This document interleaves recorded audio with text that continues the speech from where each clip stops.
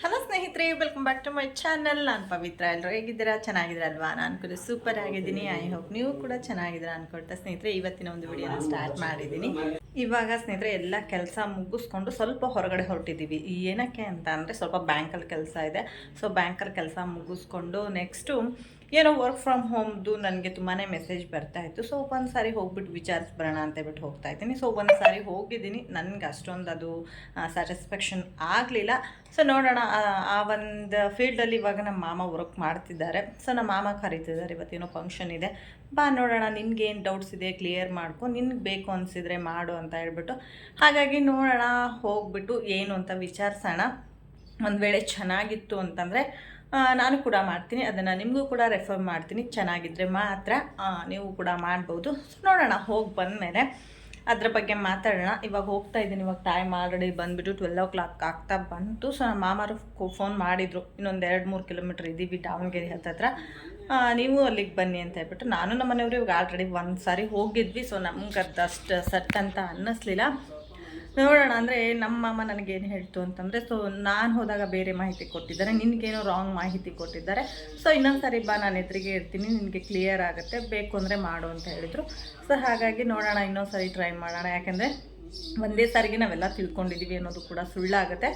ನೋಡೋಣ ಒಂದು ಸಾರಿ ಅಂತ ಹೇಳ್ಬಿಟ್ಟು ಹೊರಟಿದ್ದೀನಿ. ಹೋಗ್ಬಿಟ್ಟು ಬಂದು ಸ್ನೇಹಿತರೆ ವಿಡಿಯೋನ ಕಂಟಿನ್ಯೂ. ಬೇಗ ತಗೊಂಡಿರಾ? ನಮ್ಮ ಮನೆಯವ್ರದ್ದು ಒಂದೇ ಒಂದು ಟ್ರಿಪ್ ಇತ್ತು, ಮುಗಿಸ್ಕೊಂಡು ಬಂದಿದ್ದಾರೆ. ಸೊ ಇವಾಗ ಡೈಲಿ ಒಂದೊಂದೇ ಟ್ರಿಪ್ ಇದೆ, ಹೋಗ್ಬಿಟ್ಟು ಬರ್ತಾರೆ 10 ಗಂಟೆ, ಒಂದೊಂದು ಸರಿ 9:30. ಇವತ್ತು 9:30ಗೆಲ್ಲ ಬಂದುಬಿಟ್ಟು ಅವರೇ ಮಕ್ಕಳನ್ನ ಡ್ರಾಪ್ ಮಾಡಿದ್ದಾರೆ.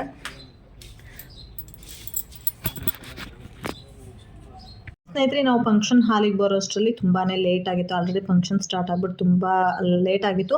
ನಮ್ಮದು ಸ್ವಲ್ಪ ಬ್ಯಾಂಕಲ್ಲಿ ಕೆಲಸ ಇತ್ತು, ಅಂದರೆ ನಮ್ಮ ಮನೆಯವ್ರದ್ದು EMI ಸ್ವಲ್ಪ ಎಕ್ಸ್ಟ್ರಾ ಅಮೌಂಟ್ ಕಟ್ ಆಗಿತ್ತಂತೆ. ಸೊ ಅದರ ಬಗ್ಗೆ ಬ್ಯಾಂಕ್ ಮ್ಯಾನೇಜರ್ ಹತ್ರ ಮಾತಾಡಿ ಅವರಿಗೆ ಒಂದು ಅರ್ಜಿಯನ್ನು ಬರೆದು ಕೊಟ್ಟು, ನೆಕ್ಸ್ಟು ನಾನು ಯಾವುದಾದ್ರೂ ಅಂಗನವಾಡಿಯಲ್ಲಿ ಟೀಚರ್ ಅಥವಾ ಹೆಲ್ಪರ್ ಕೆಲಸ ಸಿಗುತ್ತಾ ಅಂತ ಹೇಳ್ಬಿಟ್ಟು ಸರ್ಚ್ ಮಾಡ್ತಾ ಇದ್ದೀನಿ. ಅದನ್ನು ನಾವು ನೋಡಬೇಕು ಅಂದರೆ ಮಹಿಳಾ ಮತ್ತು ಮಕ್ಕಳ ಕಲ್ಯಾಣ ಅಭಿವೃದ್ಧಿ ಇಲಾಖೆಗೆ ಹೋಗ್ಬಿಟ್ಟು ನೋಡಬೇಕು. ಅಲ್ಲಿ ನೋಟಿಸ್ ಹೊರಗಡೆ ಅಂಟಿಸಿರ್ತಾರೆ, ಅಲ್ಲಿ ಹೋಗ್ಬಿಟ್ಟು ಸರ್ಚ್ ಮಾಡಿಕೊಂಡು ಬಂದೆ. ಅಲ್ಲಿಂದ ಅಷ್ಟೆಲ್ಲ ಮುಗಿಸ್ಕೊಂಡು ಬರೋ ಅಷ್ಟರಲ್ಲಿ ಆಲ್ರೆಡಿ ಟೈಮ್ ಆಗಿ ಹೋಗಿತ್ತು. ಆ ಫಂಕ್ಷನ್ಸ್ಗೆ ತುಂಬ ಒಳ್ಳೊಳ್ಳೆ ಅತಿಥಿಗಳು ಬಂದಿದ್ದರು. ಅದೇ ರೀತಿಯಾಗಿ ಏಕಲವ್ಯ ಸಿನಿಮಾದ ನಾಯಕ ನಟನಾಗಿರ್ತಕ್ಕಂಥ ಲಯನ್ ವೀರೇಶ್ ಅವರು ಕೂಡ ಬಂದಿದ್ದಾರೆ. ಸೊ ಅವರ ಅಭಿಪ್ರಾಯನೂ ಕೂಡ ತಿಳಿಸಿದರು.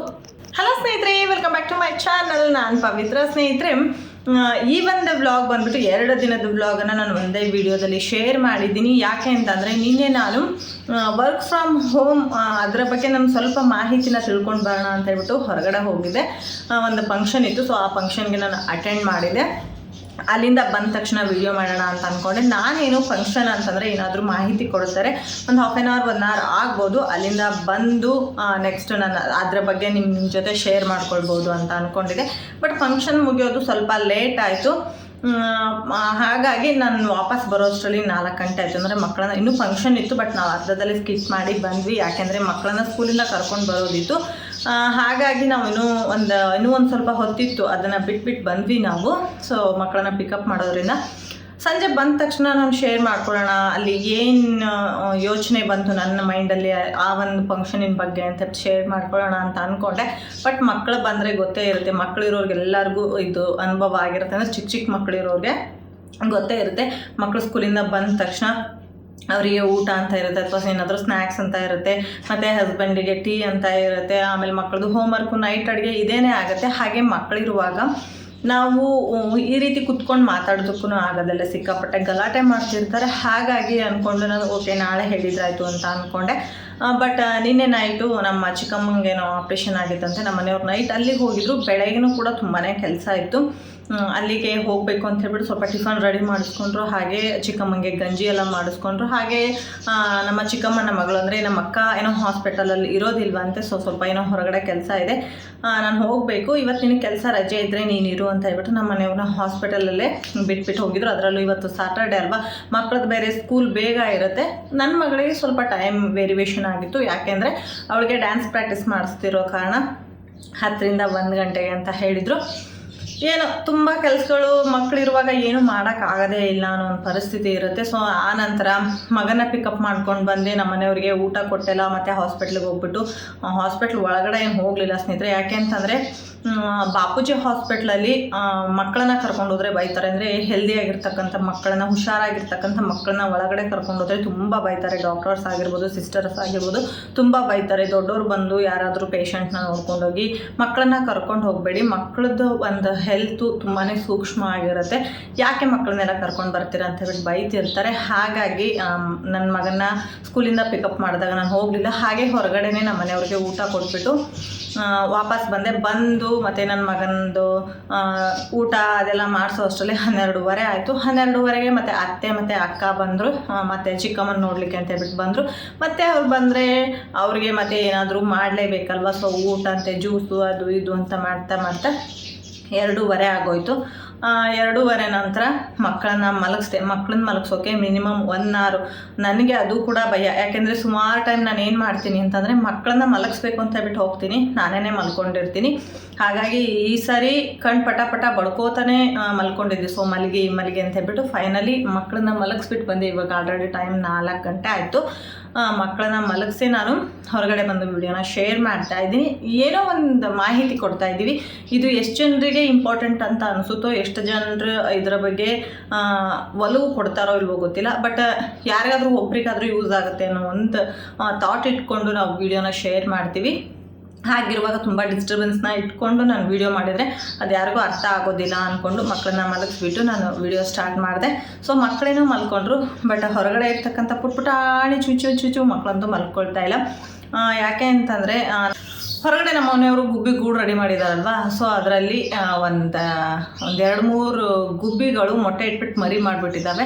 ಸೊ ಹಾಗಾಗಿ ಸಿಕ್ಕಾಪಟ್ಟೆ ಕೂಗಾಡ್ತವೆ. ಆದರೆ ಏನೋ ಕೇಳೋದಕ್ಕೆ ಒಂಥರ ಚಂದ. ಬಟ್ ನನಗೆ ಅದು ಬೇಜಾರಿಲ್ಲ. ಕೂಗುತ್ತೆ, ವಿಡಿಯೋ ಮಾಡೋದಕ್ಕೆ ಡಿಸ್ಟರ್ಬೆನ್ಸ್ ಆಗುತ್ತೆ ಅಂತ ಏನಿಲ್ಲ. ಅಷ್ಟೊಂದೇನು ಗಲಾಟೆ ಅಂತ ಅನ್ನಿಸ್ತಿಲ್ಲ ಅಂತ ಅಂದ್ಕೊಳ್ತೀನಿ. ನಿಮ್ಗೆ ಹೇಗೆ ಅನ್ನಿಸ್ತಿದೆ ನೋಡಿ.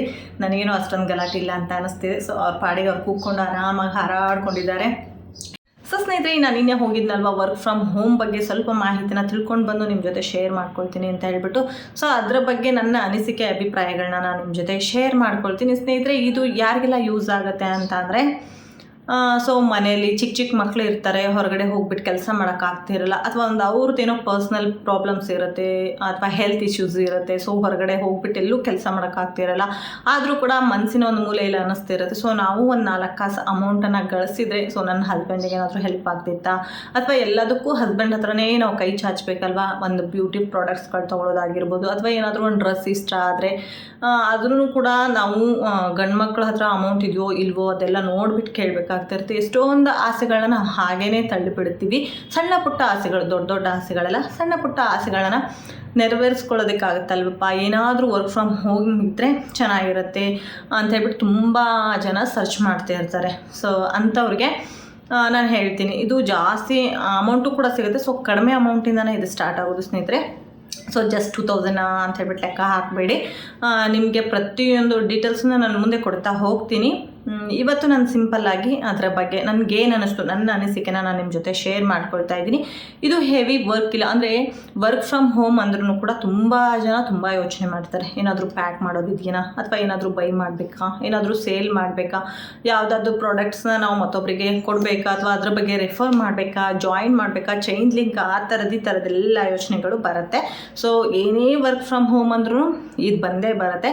ಬಟ್ ಇದರಲ್ಲಿ ಸ್ನೇಹಿತರೆ ಯಾವುದೇ ಚೈನ್ ಲಿಂಕ್ ಇಲ್ಲ, ಏನನ್ನು ಬೈ ಮಾಡೋ ಹಾಗಿಲ್ಲ, ಏನನ್ನು ಸೇಲ್ ಮಾಡೋ ಹಾಗಿಲ್ಲ.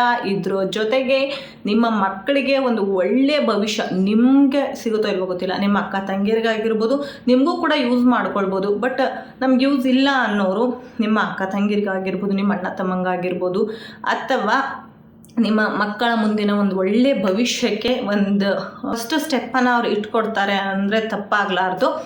ಇದು 2,000 ರೂಪಾಯಿ ನಾವು ತೊಗೊಳ್ತೀವಿ ಅನ್ನೋದಕ್ಕಿಂತ ಹೆಚ್ಚಾಗಿ ನಮ್ಮ ಮಕ್ಕಳಿಗೆ ಒಂದು ಒಳ್ಳೆಯ ಭವಿಷ್ಯ ಸಿಗುತ್ತೆ. ಯಾರೇ ಆಗಲಿ ಸ್ನೇಹಿತರೆ, ಎಲ್ಲರೂ ನಮಗೆ ಗೌರ್ಮೆಂಟ್ ಕೆಲಸ ಬೇಕೇ ಬೇಕು ಅಂತ ಹೇಳ್ಬಿಟ್ಟು ಯೋಚನೆ ಇಟ್ಕೊಂಡು ಯಾರು ಓದಲ್ಲ. ಯಾರಿಗೂ ಅಷ್ಟು ಈಸಿಯಾಗಿ ಗೌರ್ಮೆಂಟ್ ಕೆಲಸ ಸಿಗೋಲ್ಲ. ಯಾಕೆಂದರೆ ಎಷ್ಟೊಂದು ಜನ ಗೌರ್ಮೆಂಟ್ ಕೆಲಸಗಳನ್ನು ಇಷ್ಟಪಟ್ಟು ಶ್ರಮ ವಹಿಸಿ ಕೊನೆಗೆ ಯಾವುದೋ ಒಂದು ಖಾಸಗಿ ಕಂಪ್ನಿಯಲ್ಲಿ ಕೆಲಸ ಮಾಡ್ತಿರ್ತಾರೆ. ಇವ್ರಿಗೂ ಕೂಡ ಒಂದು ಒಳ್ಳೊಳ್ಳೆ ಖಾಸಗಿ ಕಂಪ್ನಿಗಳಲ್ಲಿ ನಿಮಗೆ ಕೆಲಸಗಳನ್ನ ಕೊಡಿಸ್ತಾರೆ. ನಿಮಗಿಲ್ಲ ಅಂದರೆ ನಿಮ್ಮ ಮಕ್ಕಳಿಗೆ ಒಟ್ಟು ಒಂದು 3 ಜನರಿಗೆ ಇವ್ರು ಕೊಡ್ತಾರೆ. ಒಂದು ಜಾಬ್ ಕಾರ್ಡ್ ಅಂತ ಹೇಳ್ಬಿಟ್ಟು ಕೊಡ್ತಾರೆ. ಸೊ ಆ ಜಾಬ್ ಕಾರ್ಡಿಗೆ 20 ವರ್ಷದವರೆಗೂ ವ್ಯಾಲಿಡಿಟಿ ಇರುತ್ತೆ. ಸೊ 20 ವರ್ಷದವರೆಗೂ ನೀವು ಯಾರಾದರೂ ನಿಮ್ಮ ಫ್ಯಾಮಿಲಿಯಲ್ಲಿ, ನಿಮ್ಮ ಫ್ರೆಂಡ್ಸ್ ಸರ್ಕಲಲ್ಲಿ ನೀವು ಯಾರನ್ನೇ ಹೋಗಿ ಕರ್ಕೊಂಡು ನಮ್ಮ ರಿಲೇಷನ್ ಇವರು, ನಮ್ಮ ಫ್ರೆಂಡ್ ಇವ್ರಿಗಿಂತ ಜಾಬ್ ಬೇಕು, ಇವ್ರದ್ದಿಷ್ಟು ಎಜುಕೇಷನ್ ಆಗಿದೆ, ಇದ್ರ ಮೇಲೆ ಇವರಿಗೆ ಒಂದು ಜಾಬ್ ಕೊಡಿಸಿ ಅಂತ ಕೇಳಿದರೆ ಖಂಡಿತ ಅವ್ರು ಕೊಡಿಸ್ತಾರೆ. ಇದು ಒಂದು ಒಳ್ಳೆ ಉದ್ದೇಶ. ಇದು ಒಂದು ಒಳ್ಳೆ ಉದ್ದೇಶಕ್ಕೆ ನನಗೆ ಈ ಒಂದು ಏಜೆನ್ಸಿ ತುಂಬಾ ಇಷ್ಟ ಆಯಿತು ಸ್ನೇಹಿತರೆ. ವರ್ಕ್ ಫ್ರಮ್ ಹೋಮ್ ಅಂತ ಹೇಳಿದ್ನಲ್ವ, ಇದು ತುಂಬ ಸಿಂಪಲ್. ನೀವು ಕಲ್ತಿರಲೇಬೇಕು ಅಂತ ಏನಿಲ್ಲ ಸ್ನೇಹಿತರೆ, ತುಂಬ ಸಿಂಪಲ್. ನಿಮಗೆ ಎಲ್ಲರೂ ಮೊಬೈಲ್ ಯೂಸ್ ಮಾಡ್ತಾರೆ, ಎಲ್ಲರಿಗೂ ಅವ್ರವ್ರದ್ದೇ ಸ್ಟೇಟಸ್ ಹಾಕೋಕ್ಕಂತೂ ಬಂದೇ ಬರುತ್ತೆ. ಸೊ ಜಸ್ಟ್ ನೀವು ಡೈಲಿ 1 ಅಥವಾ 2 ಸ್ಟೇಟಸ್ ನೀವು ಹಾಕ್ತಾ ಬಂದರೆ ಅಂದರೆ ನಿಮಗೆ ಮಂತ್ಲಿ 2000 ಕೊಡ್ತಾರೆ. ಹಾಗೆ ಈ 2000 ನಮಗೇನೆ ಹೆಲ್ಪ್ ಆಗುತ್ತೆ. ಸೊ ಹಾಗಾಗಿ ಯಾರಿಗೆಲ್ಲ ಇಂಟ್ರೆಸ್ಟ್ ಇದೆ, ಇನ್ನೂ ಹೆಚ್ಚಿನ ಮಾಹಿತಿ ಬೇಕು ಅಂತಂದರೆ ಅವ್ರು ಮಂಡೇ ಬರಲಿಕ್ಕೆ ಹೇಳಿದ್ದಾರೆ ನನಗೆ. ನಾನು ಕೇಳಿದೆ, ಸರ್ ನಂದು ಈ ಥರ ಯೂಟ್ಯೂಬ್ ಚಾನಲ್ ಇದೆ, ಸೊ ನೀವು ನಿಮ್ಮ ಕಂಪ್ನಿ ಬಗ್ಗೆ ಮಾಹಿತಿ ಕೊಡಿ, ನಿಮ್ಮ ಒಂದು ಏಜೆನ್ಸಿ ಬಗ್ಗೆ ಮಾಹಿತಿ ಕೊಡಿ, ನನ್ನ ಯೂಟ್ಯೂಬ್ ಚಾನಲಲ್ಲಿ ನಾನು ಶೇರ್ ಮಾಡ್ಕೊಳ್ತೀನಿ. ನಮ್ಮಂಥ ಎಷ್ಟೋ ಮಿಡಲ್ ಕ್ಲಾಸ್ ಫ್ಯಾಮಿಲಿ, ನಮ್ಮಂಥ ಎಷ್ಟೋ ಬಡವರಿಗೆ ಅದು ಹೆಲ್ಪ್ ಆಗುತ್ತೆ. ಅವರ ಉದ್ದೇಶನೂ ಕೂಡ ಅದೇ. ಯಾವುದೇ ಶ್ರೀಮಂತರ ಮಕ್ಕಳನ್ನ ಬೆಳೆಸಬೇಕು ಅನ್ನೋದಿಲ್ಲ, ಶ್ರೀಮಂತರ ಮಕ್ಕಳಿಗೆ ಎಲ್ಲ ಸೌಕರ್ಯನೂ ಇರುತ್ತೆ. ಬಟ್ ಬಡತನದಲ್ಲಿ ಓದಿರೋರಿಗೆ ಸೌಕರ್ಯಗಳು ಬೇಕೇ ಬೇಕು. ಯಾವುದೋ ಒಂದು ಕಂಪ್ನಿಯಲ್ಲಿ ಕೆಲಸಕ್ಕೆ ಹೋಗ್ತೀವಿ ಅಂದರೂ ಯಾವುದೋ ಕಂಪ್ನಿಯಲ್ಲೂ ಕೂಡ ಸುಮ್ಮನೆ ಹಾಗೆ ಕರ್ಕೊಳ್ಳೋದಿಲ್ಲ. ಅವ್ರದ್ದೇ ಆದ ಕ್ವಶನ್ಸು, ಆನ್ಸರ್ಸು, ಅವ್ರದ್ದು ಎಕ್ಸಾಮ್ಸ್ ಎಲ್ಲ ಇರುತ್ತೆ. ಬಟ್ ಇವ್ರದ್ದು ಒಂದು ಜಾಬ್ ಕಾರ್ಡ್ ಇತ್ತು ಅಂದರೆ ನೀವು ಯಾವುದೇ ಕಂಪ್ನಿಯಲ್ಲಿ ಯಾವುದೇ ಎಕ್ಸಾಮ್ ಬರೆಯೋ ಅವಶ್ಯಕತೆ ಇಲ್ಲ, ಇಂಟರ್ವ್ಯೂ ಅಟೆಂಡ್ ಆಗೋ ಅವಶ್ಯಕತೆ ಇಲ್ಲ. ಸೊ ನಿಮಗೆ ಕೆಲಸ 100% ಕೊಡಿಸ್ತಾರೆ. ಇದನ್ನು ನಾನು ಮೊದಲಿಗೆ ನಂಬಿರಲಿಲ್ಲ, ನಾನು ಅಂದ್ಕೊಂಡೆ. ಸೊ ಅವ್ರು ಹೇಗೆ ಕೆಲಸ ಕೊಡಿಸ್ತಾರೆ, ಯಾವುದೋ ಕಂಪ್ನಿಗೆ ಹೋಗಿ ನಾವೇ ಕೇಳಿದರೆ ಕೆಲಸ ಕೊಡ್ತಾರಲ್ವ. ಸೊ ಇವರೇ ಬೇಕು ಅಂತ ಏನು, ಇವ್ರ ಜಾಬ್ ಕಾರ್ಡೇ ಏನು ಇಂಪಾರ್ಟೆಂಟು, ಆ ಥರದ್ದೆಲ್ಲ ನಾನು ಯೋಚನೆ ಮಾಡಿದೆ. ಸೊ ಹೌದು, ಹೊರಗಡೆ ಕೆಲಸಕ್ಕೆ ಹೋಗ್ತೀವಿ ಅಂತಂದರೆ ಟ್ಯಾಲೆಂಟ್ ಇದೆ ಅಂದಾಗ ನಾವು ಹೋಗ್ಬಿಟ್ಟು ಅವ್ರ ಹತ್ರ ಮಾತಾಡಿ ನಾವು ಕೆಲಸನ ಗಿಟ್ಟಿಸ್ಕೋಬೋದು. ಆದರೆ ಕಾಂಪಿಟೇಷನ್ ಅನ್ನೋದೇನಿದೆ ತುಂಬ ಇದೆ ಸ್ನೇಹಿತರೆ. ಇವತ್ತು ನಾನು ಹೋಗ್ಬಿಟ್ಟು ನನ್ನ ಒಂದು ಪ್ರತಿಭೆನ ತೋರಿಸ್ಕೊಂಡು ನಾನು ಒಂದು ಕೆಲಸ ಗಿಟ್ಟಿಸ್ಕೊಳ್ಬೋದು. ನನ್ನ ಹಿಂದೆ ಇರೋರು 10,000 ಕೊಟ್ಟು ನನ್ನ ಕೆಲಸನ ಕಿತ್ಕೊಳ್ಳಬಹುದು. ಸೊ ಆ ಥರದ ಕಾಂಪಿಟೇಷನ್ಸ್ಗಳು ಭಾಳ ಇದೆ ಲೈಫಲ್ಲಿ. ಎಲ್ಲರ ಲೈಫಲ್ಲೂ ಇರುತ್ತೆ, ಎಲ್ಲ ಕಾಂಪಿಟೇಷನ್ಸು, ಈ ಥರದ ಕಾಂಪಿಟೇಷನ್ಸು ಎಲ್ಲರ ಲೈಫಲ್ಲೂ ಇರುತ್ತೆ. ಸೊ ಹಾಗಾಗಿ ಒಂದು ಒಳ್ಳೆಯದು ಅಂತ ಅನ್ನಿಸ್ತು. ನಮ್ಗೆ ಯೂಸ್ ಇಲ್ಲ ಅಂದರೂ ಮುಂದೆ ನಮ್ಮ ಮಕ್ಕಳಿಗಾದರೂ ಯೂಸ್ ಇದೆ ಅಂತ ಅನ್ನಿಸ್ತು. ಅದ್ರ ಜೊತೆಗೆ ಮಂತ್ಲಿ 2,000 ಕೊಡ್ತಾರೆ. ಇದೂ ಕೂಡ ಸ್ನೇಹಿತರೆ ನಾನು ನಿಮಗೆ ಒಂದು ಫೋಟೋ ಹಾಕ್ತೀನಿ. ಆ ಹುಡುಗಿನ ನೋಡಿ, ಒಂದು ಆ್ಯರೋ ಮಾರ್ಕ್ ಕೂಡ ಹಾಕಿರ್ತೀನಿ ಆ ಹುಡುಗಿಗೆ. ಆ ಹುಡುಗಿ ಫೋಟೋಕ್ಕೆ ನಾನು ಒಂದು ಆ್ಯರೋ ಮಾರ್ಕ್ ಹಾಕಿರ್ತೀನಿ. ಸೊ ಇದು ಒಂದು 14 ವರ್ಷದ ಹುಡುಗಿಯ ಪ್ಲ್ಯಾನ್ ಅಂತ.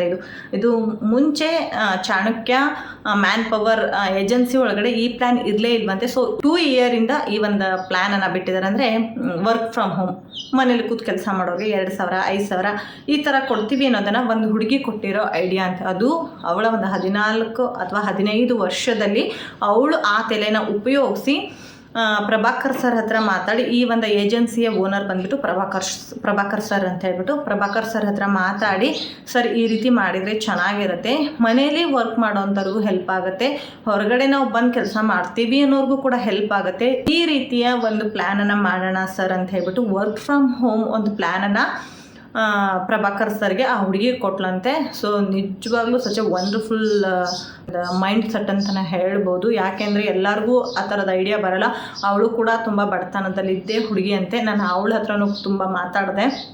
ವಿಡಿಯೋನ ನಿಮ್ಮ ಬಗ್ಗೆ ಶೇರ್ ಮಾಡ್ಕೊಳ್ಬೋದಾ ಅಕ್ಕ, ಶೇರ್ ಮಾಡ್ಕೊಳ್ಳಿ. ಯಾಕೆಂದರೆ ನಮ್ಮಂಥ ಬಡವರಿಗೆ ಒಂದು ಹೆಜ್ಜೆ ಇಡೋದಕ್ಕೆ ದಾರಿ ಇರುತ್ತೆ ಅಂದರೆ ನಾನು ಯಾಕೆ ಬೇಡ ಅಂತ ಹೇಳಿ ಖಂಡಿತ ಶೇರ್ ಮಾಡಿ ಅಕ್ಕ, ಹೇಳಿ ಪರವಾಗಿಲ್ಲ ಅಂತ ಹೇಳಿದ್ರು ಅವರು. ಯಾಕೆಂದರೆ ನಾನು ಏನೇ ಒಂದು ವಿಡಿಯೋನ ಯಾರದೇ ಮತ್ತೊಬ್ಬರ ಬಗ್ಗೆ ಶೇರ್ ಮಾಡ್ತೀನಿ ಅಂದರೆ ಒನ್ ಟೈಮ್ ನಾನು ಅವ್ರ ಪರ್ಮಿಷನ್ ತೊಗೊಂಡ್ಬಿಟ್ಟೆ ನಾನು ಶೇರ್ ಮಾಡ್ತೀನಿ. ತುಂಬ ಅನುಭವಗಳನ್ನ ನಾನು ಉಂಡಿದ್ದೀನಿ, ಬೇರೆಯವ್ರ ಬಗ್ಗೆ ಶೇರ್ ಮಾಡಿದ್ದು ಆಯಿತು, ಡಿಲೀಟ್ ಮಾಡಿಸಿದ್ದು ಆಯಿತು. ಸೊ ಎಲ್ಲ ಅನುಭವಗಳನ್ನ ಉಂಡಿದ್ದೀನಿ. ಹಾಗಾಗಿ ಒಂದು ಸರಿ ಅವ್ರ ಹತ್ರ ಮಾತಾಡಿಬಿಟ್ಟೆ ನಾನು ವೀಡಿಯೋಗಳನ್ನ ಶೇರ್ ಮಾಡ್ಕೊಳ್ತೀನಿ, ಯಾರದೇ ಆಗಿರಲಿ. ಅದೇ ರೀತಿ ಅವ್ರ ಹತ್ರನೂ ನಾನು ಮಾತಾಡಿದೆ. ಸೊ ಅವರು ಕೂಡ ಒಪ್ಪಿಗೆ ಕೊಟ್ಟರು. ಸೊ ಶೇರ್ ಮಾಡಿ ಅಕ್ಕ, ಬೇರೆಯವ್ರಿಗೆ ಹೆಲ್ಪ್ ಆಗುತ್ತೆ ಅಂದರೆ ನಾನು ಇಲ್ಲ ಅಂತ ಹೇಳಲ್ಲ ಅಂತ ಹೇಳ್ಬಿಟ್ಟು. ಸ್ನೇಹಿತರೆ ತುಂಬ ಚೆನ್ನಾಗಿದೆ. ಮನೆಯಲ್ಲಿ ಆರಾಮ್ ಸ್ಟೇಟಸ್ ಹಾಕ್ಕೊಂಡು ನೀವು 2,000 ರೂಪಾಯಿ ದುಡಿಬೋದು. ಏನು ಒಂದು ನಾವು ನಮ್ಮದೇ ಎಷ್ಟೊಂದು ಸ್ಟೇಟಸ್ ಹಾಕ್ತೀವಿ, ಒಂದು ಫೋಟೋ ಹಾಕ್ತೀವಿ. ಸೊ ಅದೇ ರೀತಿ ಇದು ಒಂದು ಸ್ಟೇಟಸ್ ಹಾಕಿದರೆ ಆಗೋಯ್ತಲ್ವ. ಸೊ ಅವರೇನೇ ಒಂದು ಸಿಮ್ ಕೊಡ್ತಾರೆ, ಅದಕ್ಕೆ ಫ್ರೀಯಾಗಿ ಕರೆನ್ಸಿನ ಅವರೇ ಹಾಕಿಸ್ತಾರೆ. ನಾವು ಕರೆನ್ಸಿ ಹಾಕಿಸ್ಕೊಳ್ಬೇಕು ಅಂತ ಏನಿಲ್ಲ. ಸ್ಟಾರ್ಟಿಂಗಲ್ಲಿ ಒಂದು 400 ರೂಪಿ ಕೊಟ್ಟು ಒಂದು ಸಿಮ್ ತೊಗೊಂಡ್ರೆ ಮುಗೀತು. ಸೊ ಮಂತ್ಲಿ ಅವರೇನೆ ಅದಕ್ಕೆ ಕರೆನ್ಸಿ ಕೂಡ ಹಾಕಿಸ್ತಾರೆ. ಸ್ನೇಹಿತರೆ, ಇದರ ಮಾಹಿತಿನ ನಾನು ನಿಮಗೆ ನೆಕ್ಸ್ಟ್ ಸಂಪೂರ್ಣ ಮಾಹಿತಿ, ನಿಮಗೆ ಈ ಕಂಪ್ನಿ ಬಗ್ಗೆ ಸಂಪೂರ್ಣ ಮಾಹಿತಿನ ನಾನು ನೆಕ್ಸ್ಟ್ ವಿಡಿಯೋದಲ್ಲಿ, ಅಂದರೆ ಮಂಡೇ ಕರೆದಿದ್ದಾರೆ. ಮಂಡೇ ನನಗೆ ಆಗೋದಿಲ್ಲ ಹೋಗೋದಕ್ಕೆ. ಸೊ ಟ್ಯೂಸ್ಡೇ ಹೋಗ್ತೀನಿ. ಟ್ಯೂಸ್ಡೇ ಹೋಗ್ಬಿಟ್ಟು ಅದರ ಮೇನ್ ಓನರ್ ಪ್ರಭಾಕರ್ ಸರ್ನ ಮೀಟ್ ಮಾಡ್ತೀನಿ. ಸೊ ಅವ್ರ ಹತ್ರನೇ ನಾನು ಪ್ರತಿಯೊಂದು ಇನ್ಫಾರ್ಮೇಷನ್ನ ಕಲೆಕ್ಟ್ ಮಾಡ್ಕೊಳ್ತೀನಿ. ನೇರವಾಗಿ ವಿಡಿಯೋ ಮಾಡೋದಕ್ಕೆ ಅವಕಾಶ ಕೊಟ್ಟರೆ ಖಂಡಿತ ನೇರವಾಗಿ ವಿಡಿಯೋ ಮಾಡಿ ಅವ್ರು ಏನು ಹೇಳ್ತಾರೋ ಅದನ್ನೇ ನೇರವಾಗಿ ನಾನು ನಿಮಗೆ ತಲುಪಿಸೋದಕ್ಕೆ ಪ್ರಯತ್ನ ಪಡ್ತೀನಿ. ನನ್ನ ಉದ್ದೇಶನೂ ಇಷ್ಟೇ ಸ್ನೇಹಿತರೆ. ಬಡತನದಲ್ಲಿರೋರು ತುಂಬ ಜನ ಇದ್ದಾರೆ, ತುಂಬ ಒಳ್ಳೊಳ್ಳೆ ಟ್ಯಾಲೆಂಟ್ ಇರೋ ಮಕ್ಕಳಿದ್ದಾರೆ. ಸೊ ಅಂಥವ್ರಿಗೆ ಹೆಲ್ಪ್ ಆಗಲಿ ಅನ್ನೋದಷ್ಟೇ. ಹಾಗೆ ಸಿನಿಮಾ ನಾಯಕ ನಟರು ಕೂಡ ಬಂದಿದ್ದರು. ಸೊ ಲಯನ್ ವೀರೇಶ್ ಅಂತ ಹೇಳಿಬಿಟ್ಟು ಅವರು ಇದೇ ದಾವಣಗೆರೆಯವರೇ. ಅವರು ಕೂಡ ಹೇಳಿದ್ದಾರೆ, ಸೊ ಏನಾದರೂ ಸಿನಿಮಾ ಇಂಡಸ್ಟ್ರಿಯಲ್ಲಿ ಒಲವಿರ್ತಕ್ಕಂಥ ಮಕ್ಕಳಿದ್ರೆ ಖಂಡಿತ ನಾನು ಕೂಡ ಹೆಲ್ಪ್ ಮಾಡ್ತೀನಿ ಅಂತಲೂ ಕೂಡ ಹೇಳಿದ್ದಾರೆ. ಸೊ ಆ ಥರದ್ದೂ ಕೂಡ ಹೆಲ್ಪ್ ಆಗುತ್ತಲ್ವ. ಏನೇ ಒಂದು ಪ್ರತಿಯೊಂದು ಕೆಲಸಗಳಲ್ಲೂ ಒಂದು ಹೆಲ್ಪ್ ಇರುತ್ತೆ. ಎಷ್ಟೊಂದು ಜನ ಬ್ಯಾಂಕ್ಗಳಲ್ಲಿ ವರ್ಕ್ ಮಾಡ್ತಾ ಇರೋರು, ಬೇರೆ ಬೇರೆ ಕಂಪ್ನಿಗಳಲ್ಲಿ ವರ್ಕ್ ಮಾಡ್ತಾ ಇರೋರು, ಎಷ್ಟೋ ಬ್ಯಾಂಗ್ಳೂರಲ್ಲಿ ಕಂಪ್ನಿಗಳಲ್ಲಿ ವರ್ಕ್ ಮಾಡ್ತಾ ಇರೋರು ಬಂದುಬಿಟ್ಟು ಪ್ರಭಾಕರ್ ಸರ್ ಹತ್ರ ಹೆಲ್ಪ್ ಕೇಳಿಕೊಂಡು ಇಲ್ಲೇ ಓನಾಗಿ ಕೆಲಸಗಳನ್ನ ಮಾಡ್ತಾ ಇದ್ದಾರಂತ. ಅದು 20-30 ಸಾವಿರ ಗಂಟಲೆಲ್ಲ ಸಂಬಳ ತೊಗೊಂಡು ಕೆಲಸ ಮಾಡ್ತಿದ್ದಾರಂತೆ. ಸೊ ಆ ಥರದ್ದೆಲ್ಲ ಅವ್ರದ್ದು ಒಂದು ಅಭಿಪ್ರಾಯಗಳನ್ನ ತಿಳ್ಕೊಂಡ್ಮೇಲೆ ನನಗೆ ಈ ಒಂದು ಕಂಪ್ನಿ ಬಗ್ಗೆ ಭರವಸೆ ಬಂತು. ಯಾವುದೇ ಒಂದು ಬೈ ಮಾಡೋದಿಲ್ಲ, ಸೇಲ್ ಮಾಡೋದಿಲ್ಲ, ಜಾಯಿನ್ ಮಾಡೋದಿಲ್ಲ, ಏನಿಲ್ಲ. ಯಾರಿಗೆಲ್ಲ ಇಂಟ್ರೆಸ್ಟ್ ಇದೆ ಕಮೆಂಟ್ ಮಾಡಿ ನೀವು. ಸೊ ನಾನು ಟ್ಯೂಸ್ಡೇ ನಾನು ವಿಡಿಯೋ ಮಾಡ್ಕೊಂಡು ಬರ್ತೀನಿ. ಅಂದರೆ ಟ್ಯೂಸ್ಡೇನೇ ಆದಷ್ಟು ಅಪ್ಲೋಡ್ ಮಾಡೋದಕ್ಕೆ ಟ್ರೈ ಮಾಡ್ತೀನಿ. ಟ್ಯೂಸ್ಡೇ ಆಗಲಿಲ್ಲ ಅಂತಂದರೆ ವೆಡನ್ಸ್ಡೇ ಮಾತ್ರ ಖಂಡಿತ ಟ್ರೈ ಮಾಡಿರ್ತೀನಿ. ಸೊ ಅಪ್ಲೋಡ್ ಮಾಡಿರ್ತೀನಿ. ಮಿಸ್ ಮಾಡದೆ ನೋಡಿ. ಒಂದು ಒಳ್ಳೆ ಒಂದು ಪ್ಲ್ಯಾನ್ ಅಂತಲೇ ಹೇಳ್ಬೋದು. ನಾವು ಸುಮ್ಮನೆ ಗಂಡು ಮಕ್ಳ ಹತ್ರ ಒಂದು ಡ್ರೆಸ್ ಕೊಡಿಸಿ ಅಥವಾ ಒಂದು ನನಗೆ ಬ್ಯೂಟಿ ಪ್ರಾಡಕ್ಟ್ನ ಕೊಡಿಸಿ ಅಂತ ಅವ್ರ ಹತ್ರ ಕೇಳೋದಕ್ಕಿಂತ ಹೆಚ್ಚಾಗಿ ನಾವೇನೇ ತೊಗೊಳ್ಬೋದು. ಹಾಗೆ ಏನಾದರೂ ಗಂಡು ಮಕ್ಕಳಿಗೆ ಸ್ವಲ್ಪ ಅಮೌಂಟಿನ ಸಮಸ್ಯೆ ಇತ್ತು ಅಂದರೆ ಅವ್ರಿಗೂ ಕೂಡ ನಾವು ಕೊಡ್ಬೋದು. ಅದೊಂಥರ ಏನೋ ಮನಸ್ಸಿಗೆ ಸಮಾಧಾನ ಇರುತ್ತೆ. ಓಕೆ, ನಾವು ನಮ್ಮ ಹಸ್ಬೆಂಡ್ ಕಷ್ಟಕ್ಕೆ ಹೆಲ್ಪ್ ಆದ್ವಲ್ವ ಅನ್ನೋ ಒಂದು ಅಭಿಪ್ರಾಯನೂ ಇರುತ್ತೆ. ಸೊ ನೋಡಿ, ನಿಮಗೆ ಹೇಗೆ ಅನ್ನಿಸ್ತು ಕಮೆಂಟ್ ಬಾಕ್ಸಲ್ಲಿ ಕಮೆಂಟ್ ಮಾಡಿ. ಸಿಗೋಣ ನೆಕ್ಸ್ಟ್ ಬ್ಲಾಗಲ್ಲಿ. ಅಲ್ಲಿವರೆಗೂ ಸ್ನೇಹಿತರೆ, thank you for the watching. Love you all. Bye bye.